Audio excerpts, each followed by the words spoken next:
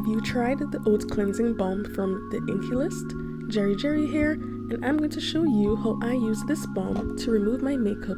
I'll also show you a step-by-step skincare routine. Not only are the claims phenomenal, but the price is affordable for anyone. As it melts away the makeup, the 3% oat oil helps maintain skin's moisture levels, smooths and deep cleans pores.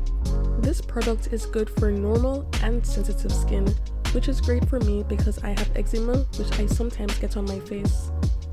Typically, makeup wipes leave my skin feeling very dry. However, this cleansing balm did the complete opposite. My skin felt nice and soft by the end.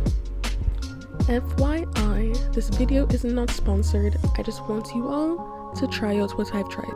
Now, this cleanser is my ride or die when it comes to keeping my acne at bay. I've been using this cleanser since 2017 and honestly, I've never looked back. I dealt with so much acne for many years and this was the one cleanser that really kept my skin clean and pimple free. To tone my skin, I use regular rose water. It helps to soothe and hydrate the skin.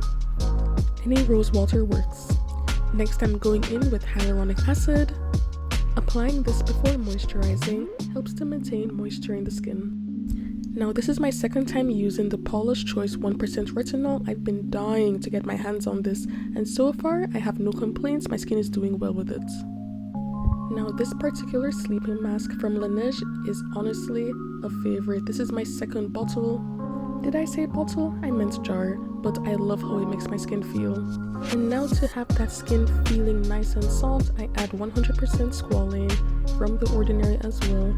Something about the Squalane, my skin just loves it and I can never go a day without it. Makeup is all fun, but it's important to take care of the skin we have. And remember, self-care is how we practice self-love. Mwah! Bye!